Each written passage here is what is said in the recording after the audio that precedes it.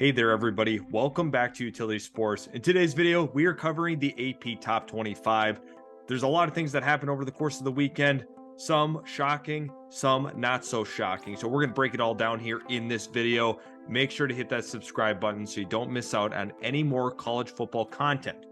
Now, looking at the others receiving votes, Iowa, UCLA, Arkansas, TCU are all headliners here. Now, followed by the rest of the crew, a lot of competitive teams and teams that should be jumping in and out of the AP Top 25 all season long. To highlight a couple, though, I really have to talk about the fact that TCU ends up falling out.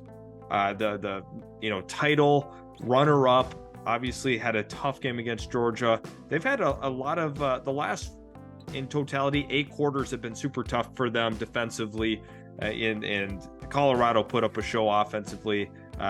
It was a tough loss, but nevertheless, it was enough to completely knock them out of the top 25. But, to me, Iowa very well could be seeing some time in that grouping. Now, to get to the big game that, in my opinion, should be talked about a little bit more was the Clemson-Duke game. I had a lot of confidence in what Duke had to offer in this game. They played very, very well. And, nevertheless, there was a fumbling issue in this game as a whole. But Clemson, man, that is very shocking that they fell to Duke in this fashion, considering that there's a lot of expectations for Clemson going into the season. A lot of people were very high on where this offense could go, what the ceiling of this team could be. People even were picking the Clemson Tigers to go to the national championship game. Obviously, that seems very, very far-fetched at this point. The college football playoffs seem out of reach for Clemson at this point. Maybe they're able to turn it around. They had a slow start last year. Maybe that's the case once again. If we jump up to the next grouping here, I have a couple teams that I do want to talk about. Duke being one of them. We'll just start there. Fantastic job by Duke through and through. Riley Leonard, a big critical part of this game. And I think Duke did a really great job containing Clemson's offense, and they were able to expose a couple of the deficiencies for that roster. Colorado was the big storyline heading into the weekend, taking on a team like TCU that was such a surprise last year. Now, in that same vein, we can't forget the fact that TCU had lost quite a few starters at critical positions. Quentin Johnston gone to the draft, and obviously you go through and through a lot of different guys missing. Max Duggan, all of them were critical parts to last year's team, and then now they had to really reshape and find a new identity moving forward. But Colorado looked great. Shedeur Sanders was awesome. Travis Hunter was unbelievable, an unbelievable talent that needs to be talked about more. I think even with all the hype that had been built up, it still was not enough to express how awesome that win was for them, how exciting it is for the program. People are going to say this is a flash in the pan. I don't know if that's not, I think that's not necessarily true. I think with what they've built there, they have a ton of buy-in from the staff and the players, and a lot of times that's enough to take over, a conference. The Pac-12 is changing, right? And I think that Colorado presents some interesting challenges here moving forward.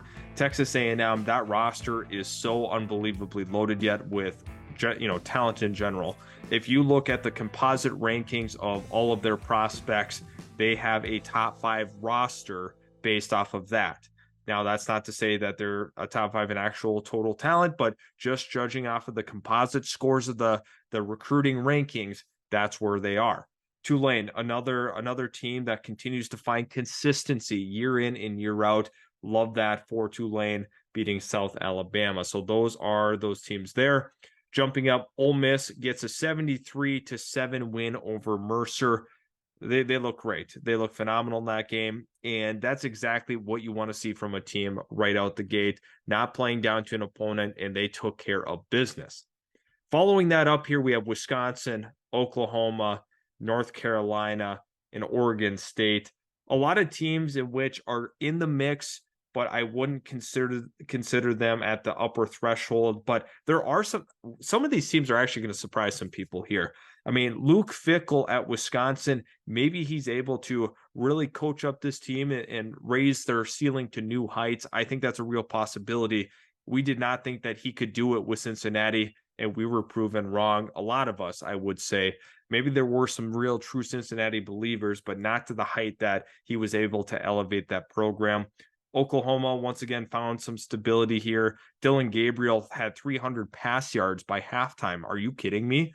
That guy was the real deal for them. Obviously, it's against an Arkansas State team that struggled mightily, but I don't think they put together a phenomenal game plan for OU. It's pretty tough with the talent deficiencies. North Carolina taking on South Carolina. That was a big win for them. Big rivalry win. I absolutely love that for North Carolina. You know, they did a good job. They have a good roster. Drake May, a lot of things to love about what North Carolina has to offer. Oregon State takes care of business against San Jose State. No surprise there. And I think that you are going to, continue to see Oregon State progress up the rankings, having the quarterback position filled to where they feel can take them to new heights once again. I like this Oregon State team. K-State gets the expected win against Southeast Missouri State.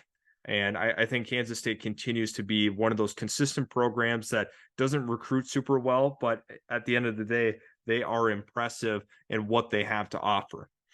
The following game here, we have LSU against Florida State. We will talk about Florida State in a little bit, but wow, was that embarrassing, unfortunately, for LSU.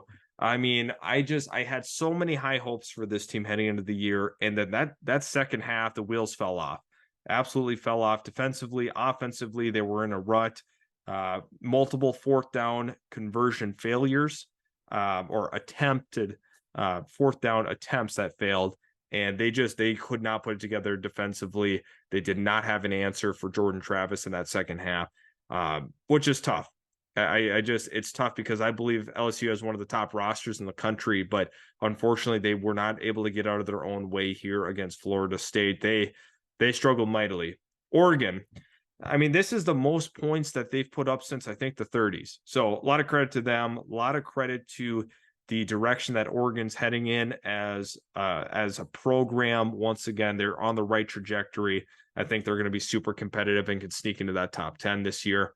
Utah does their thing, gets the win against Florida. Utah's been impressive the last couple of seasons.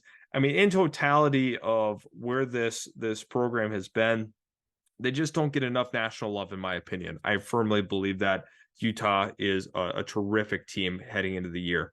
Texas, gets the win over Rice. That's another one that we have to look at. Texas is just loaded across the board with a ton of talent.